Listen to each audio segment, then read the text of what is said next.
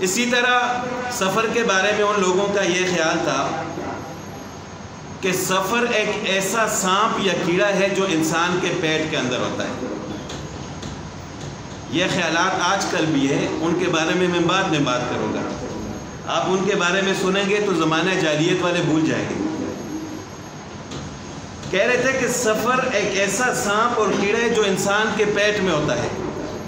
جب انسان کو بھوک لگتی ہے تو وہ اندر سے انسان کو ڈستا ہے، جس کی وجہ سے انسان کو تکلیف ہوتی ہے۔ اور یہ بھی خیال تھا ان لوگوں کا کہ یہ ایک ایسا کیڑا ہے جو انسان کی پسلیوں کے سروں سے پیدا ہوتا ہے، اور ایسی بیماری اس کی وجہ سے لگ جاتی ہے کہ انسان کا رنگ جو ہے وہ زرد ہو جاتا ہے، یعنی جس کو یرکان کی بیماری کہتے ہیں۔ تو یہ سارے ان کے توہمات تھے، وہمی خیالات تھے، باطل نظریات تھے، اور وہ اس کے بارے میں بدشگونی بھی لیتے تھے کہ سفر کا مہینہ نحوست والا ہے، اس مہینے میں مصیبتیں زیادہ آتی ہیں، بیماریاں زیادہ آتی ہیں۔ تو آپ علیہ الصلوۃ والسلام نے فرمایا کہ لا سفر، سفر کے مہینے میں کوئی نحوست نہیں ہے۔ یہ جو لوگوں کے خیالات ہیں سفر سانپ ہے، سفر کیڑا ہے، اس کی وجہ سے بیماری پیدا ہوتی ہے، سفر میں نحوست ہوتی ہے، اس کی کوئی حقیقت نہیں۔ تو بدشگونی لینا تو ویسے بھی اسلام میں جائز نہیں ہے۔ سب کچھ اللہ تعالیٰ کا پیدا کیا ہوا ہے۔ بدفعلی اور بدشگونی لینا، اس سے آپ علیہ الصلوۃ والسلام نے منع فرمایا۔ ہاں، اچھا فعل لے سکتے ہیں، اور یہ جو آپ نے دیکھا ہوگا سفر کے ساتھ دیکھا جاتا ہے سفر المظفر۔ مظفر کا کیا معنی ہے؟ کامیابی والا، یعنی وہ جو زمانہ جاہلیت کے لوگوں کے خیالات تھے کہ سفر میں یہ ہوتا ہے، یہ ہوتا ہے، بیماریاں آتی ہیں، مصیبتیں آتی ہیں، تو ان کے ان باطل نظریات کی تردید کرنے کے لیے اس کے ساتھ مظفر لگایا جاتا ہے کہ ان کی کوئی حقیقت نہیں ہے۔ اللہ تعالیٰ جس کو کامیابی عطا فرماتے ہیں سفر میں بھی عطا فرماتے ہیں۔ اور آج کے دور میں بھی لوگوں میں یہ خیالات پائے جاتے ہیں کہ سفر کا مہینہ نحوست والا ہے، اس میں مصیبتیں زیادہ آتی ہیں، بیماریاں زیادہ آتی ہیں، لوگ اس مہینے میں شادی نہیں کرتے کہ کامیاب نہیں ہوگی، اور کسی کام کی ابتدا نہیں کرتے۔ کسی نے کاروبار چلانا ہے تو وہ کاروبار کی ابتدا سفر میں نہیں کرے گا۔ ضروری نہیں ہے کہ ہر جگہ پر ہو، لیکن ہے ضرور کہ کہیں ہمارا کاروبار خراب نہ ہو جائے۔ تو یہ بھی وہی زمانہ جاہلیت والے خیالات ہیں۔ بیماری، مصیبت، تکلیف، یہ سب اللہ تعالیٰ کی طرف سے ہے۔ تو آپ علیہ الصلوۃ والسلام نے ایک حدیث میں ارشاد فرمایا کہ چند باطل نظریات کی تردید فرماتے ہوئے آپ علیہ الصلوۃ والسلام نے فرمایا کہ لا عدوہ، کہ یہ جو لوگوں کے ذہنوں میں یہ خیال ہے کہ ایک بیماری سے دوسری بیماری لگ جاتی ہے، یا ایک شخص سے دوسرے شخص کو بیماری لگ جاتی ہے، یعنی صرف یہ کہنا کہ یہ بیماری کا قصور ہے، یہ ان کا غلط خیال ہے۔ ایسا ہو بھی جاتا ہے کبھی کبھار، لیکن یہ اللہ کی طرف سے ہے۔ اللہ تعالیٰ جس کو چاہتے ہیں صحت عطا فرماتے ہیں، اور اللہ تعالیٰ جس کو چاہتے ہیں بیماری میں مبتلا فرما دیتے ہیں۔ لیکن ان کا خیال یہ تھا کہ یہ صرف بیماری کی وجہ سے ہوتا ہے۔ اور اسی طرح فرمایا کہ ولا طیرۃ، بدشگونی لینا جائز نہیں ہے۔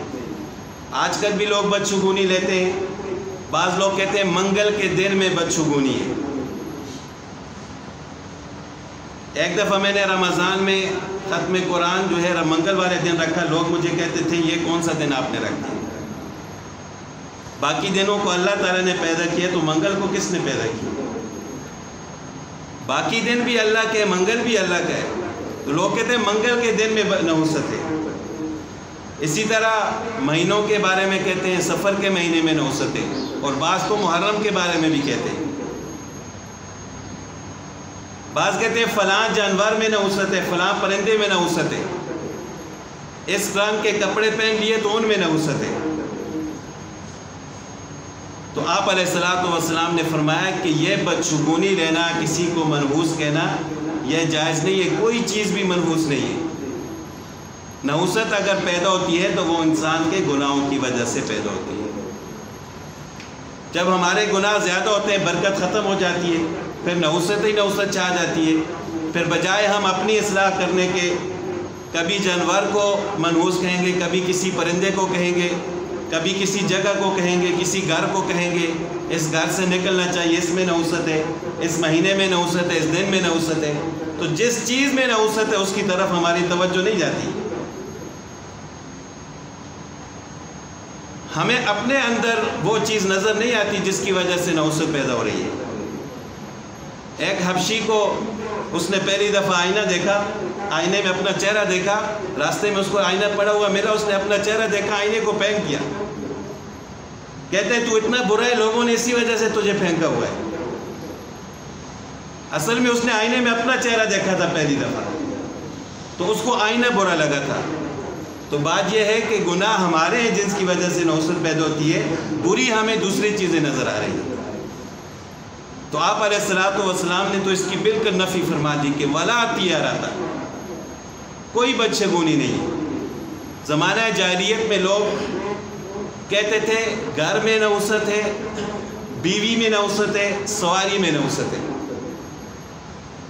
یعنی اگر ان کے زندگی میں برکت نہیں ہوتی تھی، کہتے تھے اس گھر کو چھوڑ دو، بیوی کو طلاق دو، دوسری عورت سے شادی کر لو، سواری تبدیل کر دو۔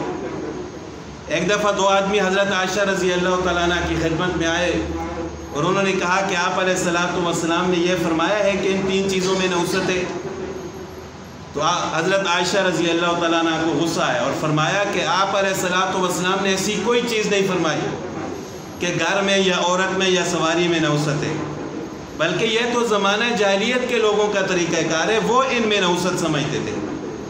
آپ علیہ الصلوۃ والسلام کا کوئی ایسا ارشاد نہیں ہے کہ جس میں انہوں نے فرمایا ہو کہ گھر میں نحوست ہے یا عورت میں نحوست ہے یا سواری میں نحوست ہے۔ پھر اگر کسی دن یا کسی مہینے کی طرف یہ نسبت کرے کہ فلاں مہینہ نحوست والا ہے یا فلاں دن نحوست والا ہے، یعنی زمانے کو ہم برا بھلا کہیں، تو اس کے بارے میں اللہ تعالیٰ کا ارشاد ہے۔ اللہ تعالیٰ فرماتے ہیں کہ یوزینی ابن آدم، انسان نے مجھے یہ بات کہہ کر تکلیف دی ہے کہ زمانہ برا ہے۔ اللہ تعالیٰ فرماتے ہیں انا الدار، میں ہی زمانہ ہوں، اقلب اللیل والنہار، میں ہی دن اور رات کو تبدیل کرتا ہوں۔ زمانے کو پیدا کرنے والا تو میں ہوں، یہ دن میں نے پیدا کیے، یہ مہینے میں نے پیدا کیے، یہ سال میں نے پیدا کیے۔ تو ان کو اگر کوئی برا کہتے ہیں تو اس کا مطلب یہ ہے کہ نعوذ باللہ وہ اللہ تعالیٰ کو برا کہتے ہیں۔ تو لوگ زمانے کو برا بھلا کہہ کر، زمانے کو منحوس کہہ کر، اللہ تعالیٰ نے فرمایا کہ مجھے تکلیف دیتے ہیں۔ اور کفار بھی یہی کہتے تھے وَقَالُوا مَا هِيَ إِلَّا حَيَاتُنَا الدُّنْيَا نَمُوتُ وَنَحْيَا وَمَا يُهْلِكُنَا إِلَّا الدَّهْرُ، ہمیں تو زمانے نے ہلاک کر دیا۔ وہ بھی یہ نہیں کہتے تھے کہ ہمارے کفر نے ہمیں ہلاک کر دیا، کہتے تھے ہمیں زمانے نے ہلاک کر دیا۔ تو بہرحال تمام باتوں کا خلاصہ یہ ہے کہ نحوست کسی چیز کے اندر بھی نہیں ہے۔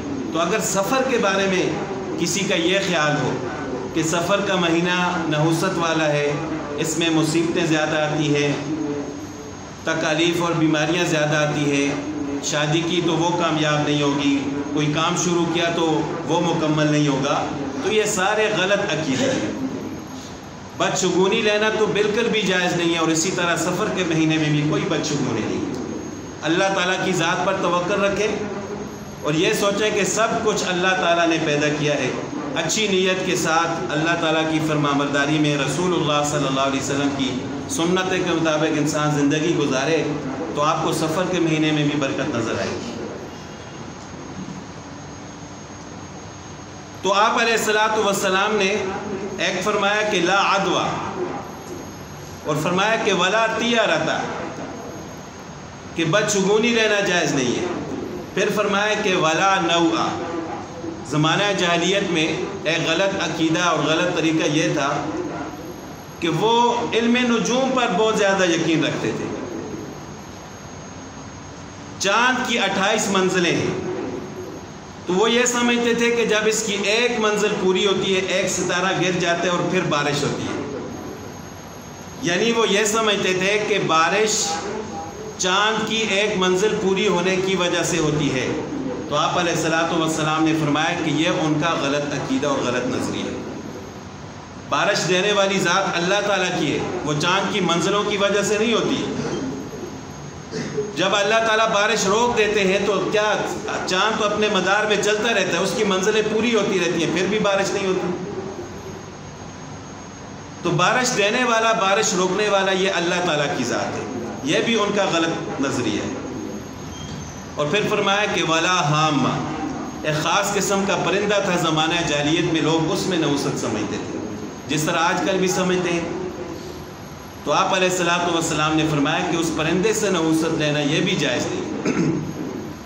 تو آج کل بھی لوگ اس قسم کی باتیں کرتے ہیں، کوا دیوار پر آ کر بیٹھ جائے تو کہتے ہیں مہمان آئے گا، اور اس طرح کی دوسری باتیں۔ یہ اسی طرح ہے کہ جس طرح پہلے زمانے میں مشہور تھا کہ یہ زمین جو ہے گائے نے اپنے سینگوں پر اٹھائی ہوئی، ایک سینگ پر اٹھائی ہے، جب وہ تھک جاتی ہے دوسرے سینگ پر رکھتی ہے تو زلزلہ آتا ہے۔ تو جب سائنس نے ترقی کی، بعد میں پتہ چلا کہ یہ زمین گائے نے اٹھائی نہیں ہے، زلزلہ کسی اور وجہ سے آتا ہے۔ تو یہ چیزیں بھی اسی طرح ہیں، فلاں چیز میں نحوست ہے، کب آ کر بیٹھ کر مہمان آ جائے گا، ہم اس راستے سے گئے تو اپنی منزل پر نہیں پہنچیں گے، منگل والے دن کوئی کام کیا تو وہ پورا نہیں ہوگا۔ تو یہ بھی اسی طرح ہے۔ جب شریعت کی روشنی میں ہم دیکھتے ہیں، قرآن اور حدیث کو دیکھتے ہیں، تو آپ علیہ الصلوۃ والسلام کی تعلیمات سے ہمیں یہی ملتا ہے کہ نحوست کسی چیز کے اندر نہیں ہے۔ اگر نحوست ہے تو وہ صرف ہمارے گناہوں میں۔ اسی طرح زمانہ جاہلیت میں لوگ کاہنوں کے پاس جاتے تھے، یعنی وہ یہ کہتے تھے کہ ہمارے پاس غیب کی باتیں، تو لوگوں کا عقیدہ کمزور تھا، وہ جا کر ان سے پوچھتے تھے ہاں جی ہمارے ساتھ آئندہ دنوں میں کیا ہونے والا ہے۔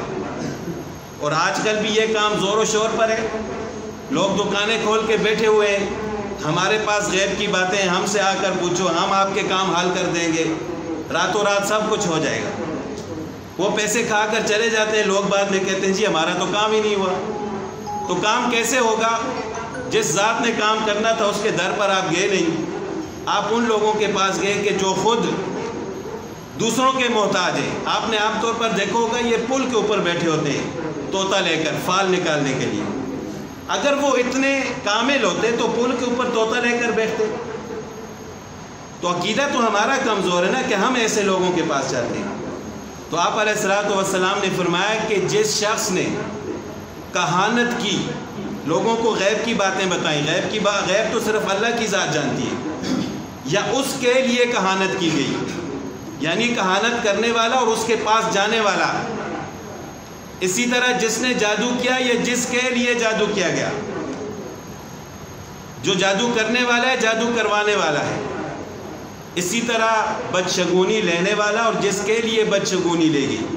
آپ علیہ الصلوۃ والسلام نے فرمایا کہ جو شخص ان لوگوں کے پاس جا کر ان کی بات کی تصدیق کر دیتا ہے، کہ اگر کوئی غیب کی بات بتاتا ہے، غیب کی بات وہ بتا تو نہیں سکتا، لیکن جس طرح وہ کہتے ہیں کہ میں بتاتا ہوں، اگر اس کے پاس جانے والے نے اس کی بات کی تصدیق کر دی تو اس نے اس چیز کو جھٹلا دیا جو آپ علیہ الصلوۃ والسلام پر نازل ہوئی ہے، یعنی اس نے اللہ اور اس کے رسول صلی اللہ علیہ وسلم کو جھٹلا دیا۔ اگر ایسے لوگوں کے پاس جا کر وہ یقین کرتا ہے کہ یہ سچ کہہ رہا ہے۔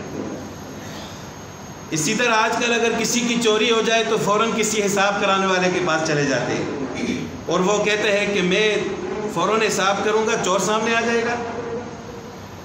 آپ علیہ الصلوۃ والسلام نے تو یہ طریقہ اختیار نہیں کیا۔ شریعت کا حکم تو یہ ہے کہ اگر کوئی آدمی آ کر آپ کو کہتے ہیں میری چوری ہوئی ہے، فلاں آدمی نے چوری کی ہے، تو اس سے کہو کہ بھائی آپ کے پاس گواہ ہے کہ اس بندے نے چوری کی ہے، یا آپ نے اپنی آنکھوں سے اس کو دیکھا ہے؟ اگر آپ کے پاس گواہ ہے تو ٹھیک ہے، وہ مجرم ہے۔ اگر آپ کے پاس گواہ نہیں ہے تو جس پر آپ الزام لگا رہے ہو اس سے قسم لی جائے گی کہ آپ اللہ کی قسم کھا کر کہو کہ نہ میں نے چوری کیا اور نہ مجھے پتہ ہے کہ کس نے کی، بس بات ختم۔ یہ فیصلہ کرنے کا طریقہ ہے۔ تو آج کل یہ جو لوگ کہتے ہیں کہ ہم حساب کریں گے، 1 منٹ میں چور پکڑا جائے گا، اس طرح غلط آدمی پر الزام لگا کر اس پر ظلم کرتے ہیں۔ کیا یہ آپ علیہ الصلوۃ والسلام سے نعوذ باللہ زیادہ جانتے ہیں؟ آپ علیہ الصلوۃ والسلام اس طرح چور کو نہیں پکڑ سکتے تھے، لیکن آپ علیہ الصلوۃ والسلام نے قیامت تک آنے والے لوگوں کو ایک راستہ بتایا ہے کہ آپ نے اگر کسی کے درمیان فیصلہ کرنا ہے تو اس طریقے سے کرنا ہے کہ جو آدمی یہ کہتا ہے میرا نقصان ہوئے، چوری ہوئی ہے، اس سے گواہ مانگو، اس کے پاس گواہ نہیں ہے تو دوسرے سے قسم لے لو، اگر وہ قسم کھا لے تو وہ سچا ہے، اگر نہیں کھاتا تو اس کا مطلب ہے یہی جھوٹ ہے، یہی چور ہے۔ تو اگر وہ اس وقت جھوٹ بھی بول رہا ہے تو آپ نے فیصلہ اس طریقے سے کرنا ہے، باقی اس کا اور اللہ کا معاملہ، اگر جھوٹ بولتے ہیں تو اللہ تعالیٰ پھر اس کو دنیا اور آخرت میں عذاب عطا فرمائے۔ لیکن یہ بات غلط ہے کہ حساب کرائیں گے، یہ کریں گے، وہ کریں گے، یہ سب جھوٹ ہے۔ جن لوگوں کے پاس ہم جاتے ہیں حساب کروانے کے لیے، یہ عامل اگر اتنے کامل ہوتے تو آپ ان کے پاس جا کر پوچھیں کیا ان کی کبھی کوئی چیز گم نہیں ہوئی؟ وہ خود کہیں گے ہماری تو اتنی چیزیں گمی ہیں، تو اپنی چیزیں کیوں نہیں تلاش کرتے؟ میں نے خود کے ایسے لوگ دیکھے ہیں، دوسروں کو طریقے بتاتے ہیں ایسے کرو ایسے کرو، اور ان کے ساتھ بھی وہی معاملہ ہوتا ہے، وہ اپنے معاملات کو حل نہیں کر سکتے۔ تو بات یہ ہے کہ اللہ تعالیٰ کی طرف رجوع کرنا چاہیے، اللہ تعالیٰ کی ذات پر توکل کرنا چاہیے، اور اللہ اور اس کے رسول صلی اللہ علیہ وسلم کے حکم کے مطابق زندگی گزارنا چاہیے۔ جب اللہ پر ہمارا توکل ہوگا تو ایسے لوگوں کے پاس جانے کی ہمیں ضرورت نہیں پڑے گی۔